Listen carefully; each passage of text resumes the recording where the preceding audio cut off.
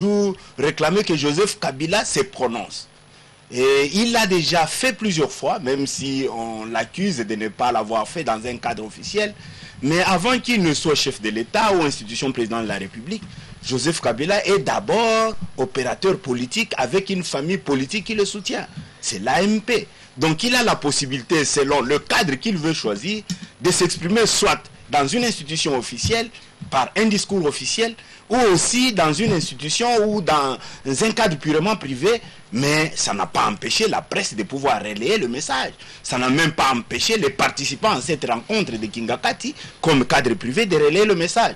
Moi, je crois qu'il faut prendre le message de Joseph Kabila dans son ensemble. Il ne faut pas prendre les termes qui vous intéressent et ne pas prendre des termes qui ne vous intéressent pas. Quand il dit, Joseph Kabila, que les gens ont peur de moi, mais les gens ont peur de lui pas comme président de la République, mais les gens ont peur de lui comme probable candidat potentiel. Alors que la Constitution est claire à ce sujet. Et effectivement, il faut le dire, puisqu'il ne faudra pas qu'à un certain moment, on puisse dire le mensonge à notre peuple. Joseph Kabila, la Constitution, suivant l'article 70, ne lui permet pas d'avoir 3 mandats consécutifs. Mais Joseph Kabila peut prendre après les 2 mandats consécutifs un autre mandat. Il peut revenir après 2021. Il peut revenir après 2026. Donc c'est vous dire que Joseph Kabila à tout moment peut venir. Et mon co-débatteur le sait que Joseph Kabila a encore la vigueur d'être encore présent et vivre parmi nous pendant 20 ans, 30 ans devant. Donc c'est vous dire que Joseph Kabila, comme individu, il faut avouer qu'il fait peur à beaucoup de gens puisque Joseph Kabila a du moins un bilan à présenter jusque-là, alors que le MLC et d'autres partis de l'opposition n'en ont pas. Joseph Kabila a un discours à tenir, puisque l'AMP elle-même a un projet de société. Je crois que ce sont des choses qu'il faut dire clairement. Il le dit comme candidat potentiel, il s'est dit. Et d'ailleurs, je crois que mon débatteur a élagué certains propos de Kingakati. Il dit bien que nous sommes prêts pour les élections, mais il avoue aussi que pendant ce moment, d'ailleurs il dit mais les élections peuvent s'organiser même demain. Personne ne peut battre la majorité. Oui, il dit par anecdote que les élections peuvent s'organiser même demain.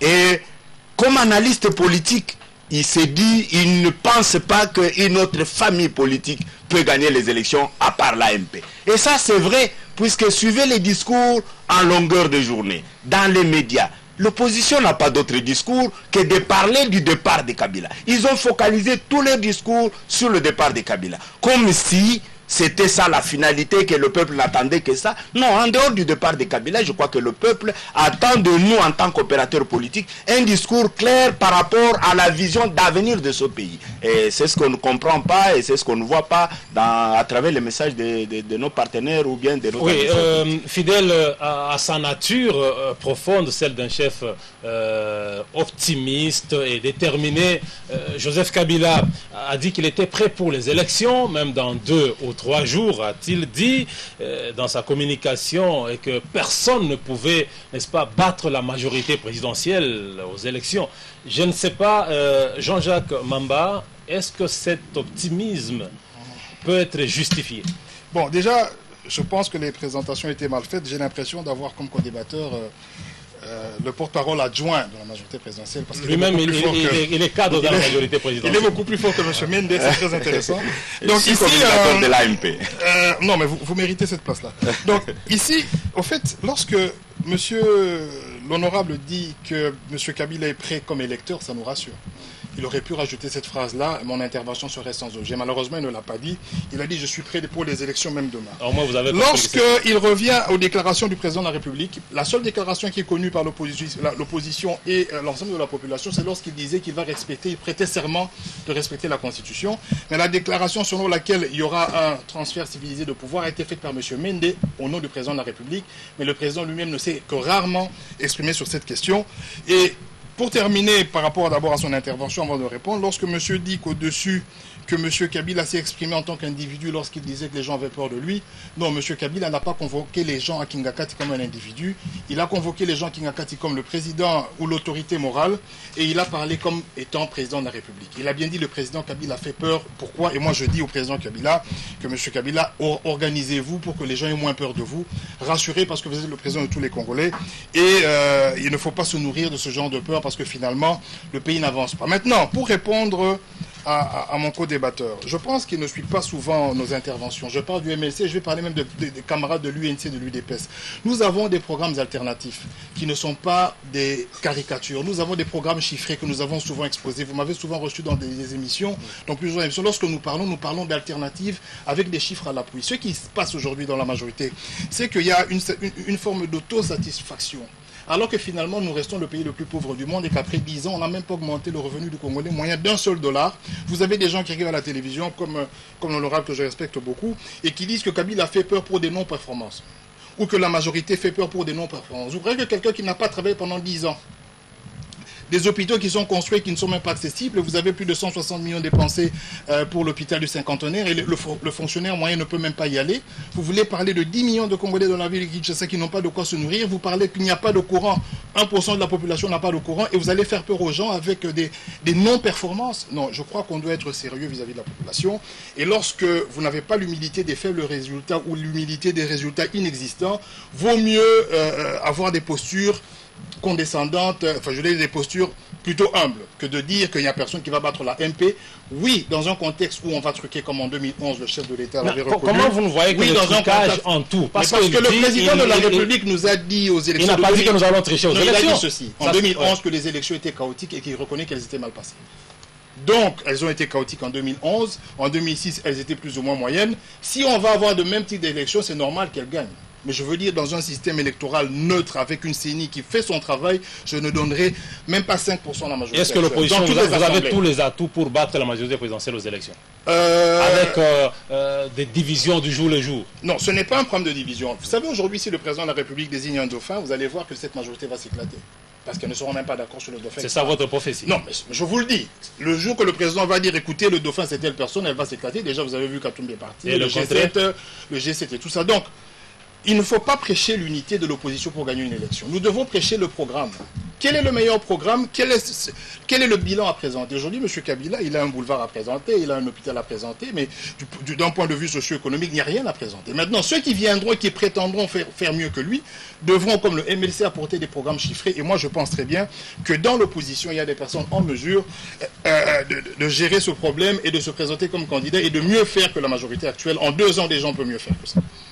En 2 ans, les gens peuvent mieux faire que ça. Dieudonné Moïse, apparemment, l'opposition ne croit qu'au système de tricherie. Est-ce que vous pensez que la majorité ne peut accéder au pouvoir que par des voies malhonnêtes? Non, vous savez, ça ne me surprend pas de l'entendre de mon co-débatteur du MLC. Beaucoup de membres de l'opposition pensent comme lui, se préparent déjà à contester les élections. Avant même les élections, simplement puisque nombreux ne sont pas prêts pour affronter ces élections.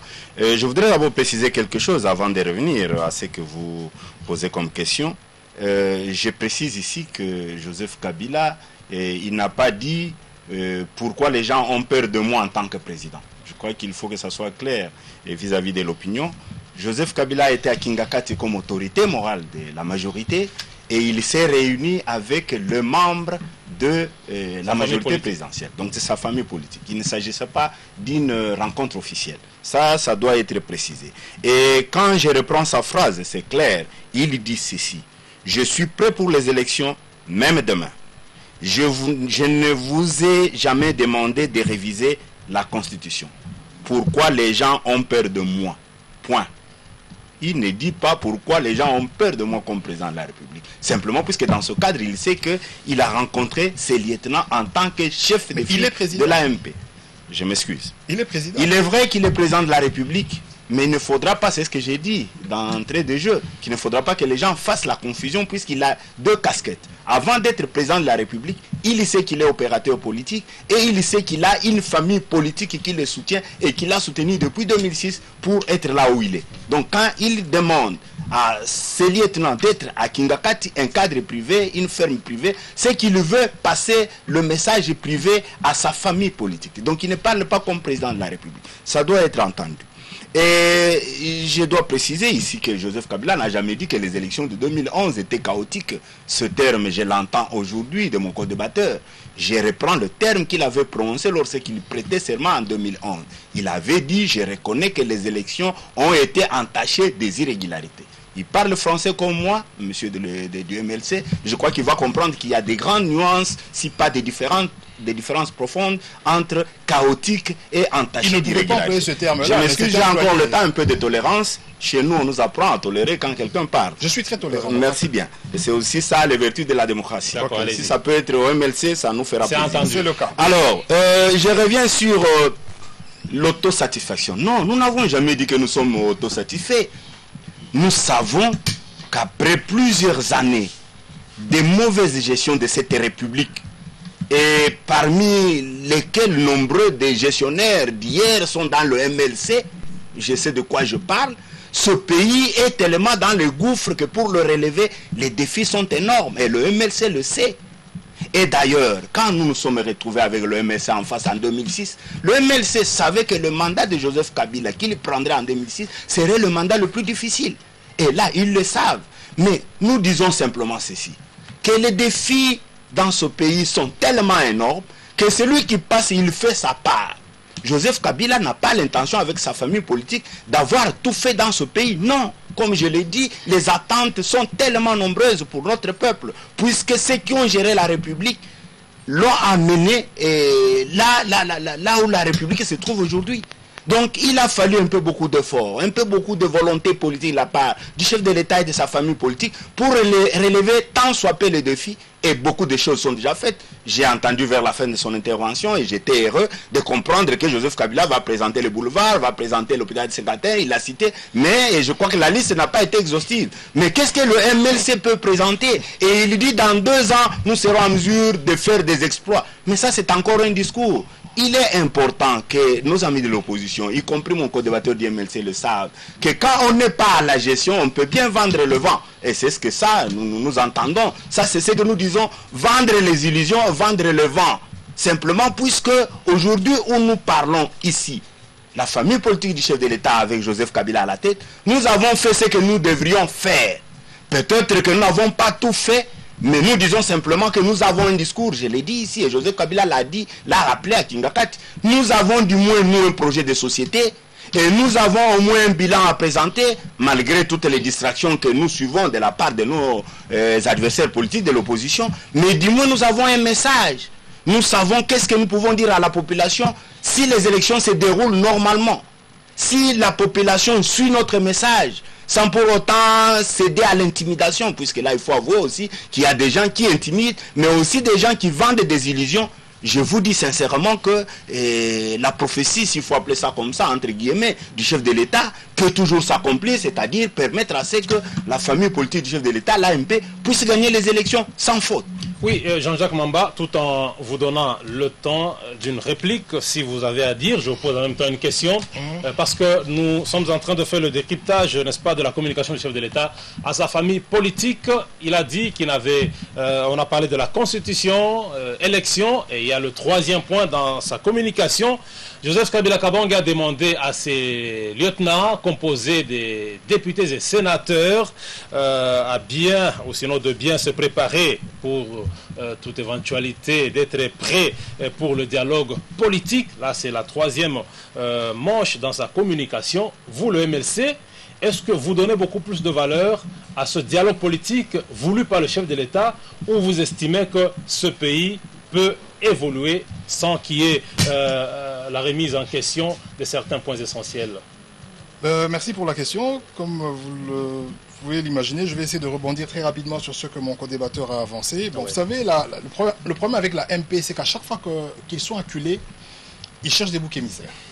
Je tiens à rappeler que la Kabylie a commencé en 1997. Nous sommes aujourd'hui en 2015, ça veut dire plus ou moins 17 ans. Je tiens aussi à vous dire que pendant les 32 ans de Mobutu, le cuivre n'a jamais été exploité ou exporté de manière comparable à cette période-ci. Ça veut dire que nous avons eu plusieurs compagnies minières et le niveau d'extraction était très élevé. C'est-à-dire que le niveau de richesse du pays a aussi augmenté par rapport à cette période-là, le niveau de la production. C'est comme ça qu'on a des budgets de 8, 9 milliards. Donc, ce que je veux dire par là, c'est quoi? Pour moi, ce discours ne pouvait tenir que pendant 2 ans. Ça veut dire que je pouvais laisser ce discours-là à M. Kabila, 97, 98, 99, maximum 2000, de dire, voilà, nous avons des problèmes, nous sommes en train d'organiser l'État. Parce qu'on nous a laissé un passif qui est lourd.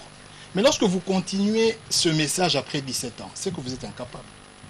On ne peut pas pendant 17 ans dire qu'on est en train d'organiser l'État par rapport à une désillusion, une désorganisation qui a eu lieu pendant 32 ans. On ne le fait pas en 17 ans, on peut le faire en 3 ans maximum. C'est un problème de volonté politique et de savoir-faire. Oui. Donc je vous rassure aussi, qu'en 1997, nous n'étions pas le pays le plus pauvre du monde. Aujourd'hui, nous le sommes. C'est une régression. Donc, on aura peut-être un débat sur cette question. Je vais laisser la question ouverte parce que j'aimerais bien que l'honorable... Oui, avant d'aller à ma question, il y a quelque réponds... chose qui me revient, avant que vous ne répondiez à ma question tout à l'heure.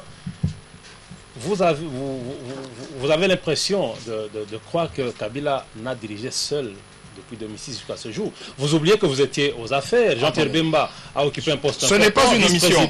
Écoutez, vice-président et chargé de quoi? Chargé des finances. Nous avions le ministère de budget. N'est-ce pas? Nous avions le ministère de budget. Je peux vous citer C'est-à-dire que si le bilan est négatif, c'est-à-dire que vous êtes aussi responsable. Attendez, nous parlons de 1997. Et effectivement, le MLC a participé. Oui. Et il n'y a pas une période plus stable que la période de 1+4. Tous les analystes s'accordent pour dire que lorsque le président Kabila est resté seul, la période qui va de 2011 à maintenant est beaucoup plus catastrophique. Il n'y a pas de stabilité par rapport à la période qui caractérisait le 1+4. C'était la période la plus stable. Pas parce que Jean-Pierre Bemba était dedans, mais c'est parce qu'il y avait un contrôle mutuel. Parce que la majorité ne pouvait pas faire n'importe quoi, les institutions se surveillaient. Aujourd'hui, c'est de l'anarchie. Vous avez des ministres des Finances qui font n'importe quoi, qui ne sont pas sanctionnés. Vous avez un Premier ministre qui, après 4 ans, il y a une loi de finances pour organiser les élections, se pointe devant la Cour constitutionnelle pour vous dire qu'il manque 2 millions pour organiser les élections. Et ça passe. Il vous dit qu'il n'y a pas d'argent pour les élections et ça passe. Ça veut dire que maintenant, la majorité gère seule. Elle n'est pas contrôlée et la situation est catastrophique. Donc, je crois que ce débat ne va pas finir. On va continuer avec votre question parce que je sais qu'on court derrière le temps. Vous dites bien préparer le dialogue. Vous aviez remarqué que dans mon intervention, je n'ai pas parlé du dialogue. Je crois avoir fait 2 ou 3 émissions. Parce que Kabila l'a dit. Oui, on a fait 2 ou 3 émissions pour vous dire que le MLC n'est pas pour un dialogue organisé par le chef de l'État. Pour la bonne et simple raison que les questions qui ont été soulevées dans le pré-dialogue sont de la compétence de la CENI et que c'est le gouvernement qui n'a pas donné les moyens nécessaires à la CENI sur instruction ou impulsion du chef de l'État. Nous considérons que le chef de l'État lui-même n'est pas un acteur prépondérant dans l'organisation de ces élections et qui n'a pas qualité à inviter un dialogue dans lequel le MLC participerait pour la bonne et simple raison que nous ne voyons pas en lui la vraie volonté d'organiser les élections dans ce pays. Et nous avons décliné l'invitation, autant l'UNC, autant l'UDPS, je ne suis pas leur porte-parole, mais vous avez aussi remarqué que l'UDPS est parti dans le pré-dialogue et sur la table sont sorties des questions de partage de pouvoir. Au moins, vous fait à l'UDPS pour vous gaillardir. Non, parce qu'en fait, c'était un cas de jurisprudence. C'était le paradigme pris par la majorité pour dire, mais pourquoi l'UDPS arrive? L'UDPS est parti en pré-dialogue à Venise et à Ibiza. Arrivé là-bas, on leur sort des postes ministériels. Ils ont refusé. Donc, au lieu de venir discuter d'un dialogue pour organiser les élections dans les temps constitutionnels, on vient vous expliquer qu'écoutez, il y a nécessité d'une transition, partageons le pouvoir, ainsi de suite. Ils se sont retirés et nous leur en félicitons. Donc, si M. Kabila, le chef de l'État, va discuter avec sa famille, il peut faire le dialogue avec sa famille, mais en ce qui nous concerne, malheureusement, nous ne sommes pas concernés. Alors, ne réclamez rien. C'est notre pays. C'est notre pays, nous nous accrochons au texte. Parce que vous dites que la majorité gère seule dans le désordre. On vous dit, ok, venez, restons autour d'une même table, parlez-nous clairement de tout ce que vous constatez comme désordre. Nous l'avons fait donnez-nous les pistes de solutions. Pour votre information, et vous le savez, nous l'avons fait lors des concertations nationales. Pour tester la volonté du chef de l'État de remettre les choses sur les rails, le taux d'exécution est de moins de 5%. Et pourquoi refaire la même chose? C'est un exercice laboureux. Pourquoi on va se livrer un exercice avec la certitude que ce qui sera arrêté n'ira pas dans le sens des intérêts de la population parce que le chef de l'État et sa famille ne sont pas en mesure de suivre ce qui a été convenu lors des concertations nationales. Vous êtes dans la majorité présidentielle. Tout à fait. On vous accuse. La période 1+4, il y avait une stabilité. Ça vient de Jean-Jacques Mamba du MLC. Aujourd'hui, vous gérez seul. C'est le chaos. Non, je crois, M. Pamphile, il faut que l'on fixe l'opinion sur un certain nombre de choses. Hein. J'entends des propos qui semblent m'étonner de la part de mon co-débatteur du MLC, d'éventer la période de 1+4 comme si c'était une période beaucoup plus stable par rapport à la période où Joseph Kabila règne avec sa famille politique. Bon, je crois que ça, c'est une contre-vérité. Je ne savais pas qu'on va revenir sur le bilan de la formule 1+4, sinon j'amènerais à mon co-débatteur les dépassements budgétaires énormes qui étaient constatés à la vice-présidence chargée des questions économiques où son chef était vice-président. Donc vous comprenez que s'il y a eu de gâchis pendant la période 1+4, c'était essentiellement à à la vice-présidence qui était chargée des questions économiques où son président a été. Donc, comme il dit, le débat reste ouvert. Le jour où vous allez programmer un tel débat sur la gestion des 1+4 avec la gestion qui suit, je crois que j'ai la possibilité de venir prouver le contraire à mon débatteur et lui dire que les gâchis étaient énormes pendant la période où son chef était en train de gérer la République. Et je voudrais dire quelque chose aussi par rapport à cette même période. Il va se rendre compte, puisqu'ils avaient, comme il a dit, les questions économiques, le budget, il l'a dit lui-même. Mais imaginez-vous, pendant la période 1+4, le budget de la République était de combien? Considérez la hauteur de ce budget par rapport au budget actuel. Aujourd'hui, 2016, on nous parle d'un peu plus de 8 milliards. Mais pendant la période 1+4, et étaient au budget. Ils étaient dans les questions économiques. Moi, je suis du Katanga, j'ai la possibilité de vous parler de beaucoup de contrats léonais qui avaient été signés pendant la période de 1+4 qui défavorisaient les activités de la GECAMINE, mais ça provenait de la vice-présidence qui était animée par M. Mbemba. Donc, c'est vous dire simplement qu'ils n'ont pas à se vanter, puisque nous avons la possibilité de comparer la hauteur de budget qui était à ce moment-là animée par le ministère du budget, qui était animé par le MLC à ce moment-là. Nous n'avions que quelques centaines de millions. Je vous rappelle, quelques centaines de millions. Aujourd'hui, nous parlons de milliards. Mais pourquoi ils ne peuvent pas être humbles et avoir l'humilité de pouvoir reconnaître? Je reviens à ce que j'ai entendu de mon co-débatteur. Il parle du dialogue. Non, je crois que Joseph Kabila a été clair. En dehors de vertus qu'il a dû rappeler par rapport à tout ce que nous avons entendu parler du groupe de Sété-Quoi, il a rappelé 3 vertus: la loyauté, la discipline et la vérité. Et là, je crois que il a répondu à tout ce qu'il y avait comme problématique ou interrogation dans l'opinion pour dire pourquoi Joseph Kabila ne parle pas par rapport à la fameuse lettre de 6 pages qui avait été signée par les 7 frondeurs. Et Joseph Kabila n'a pas voulu répondre à ces 7 frondeurs puisqu'il comprenait qu'il risquait de pouvoir s'abaisser, mais il a donné un message clair à tous ces frondeurs, y compris les opposants qui ont applaudi, qui ont jubilé, puisqu'ils ont entendu les frondeurs signer leurs lettres. Et là, Joseph Kabila a rappelé 3 défis également. Le premier défi, c'est préparer les élections. Et il a dit à sa famille politique, je crois que comme la presse a relayé le message, l'opposition qui s'évertue à parler du départ de Kabila, je crois que va pouvoir tomber sur l'occasion pour préparer également aussi les élections. Et il parle également du dialogue. On doit se préparer au dialogue politique. Bon, moi je ne sais pas aujourd'hui la position contraire du MLC. Et je voudrais intéresser l'opinion. L'opinion va se rendre compte qu'en 2013, il y a eu ce que nous avons appelé négociations. Et dans ces négociations, le MLC était présent.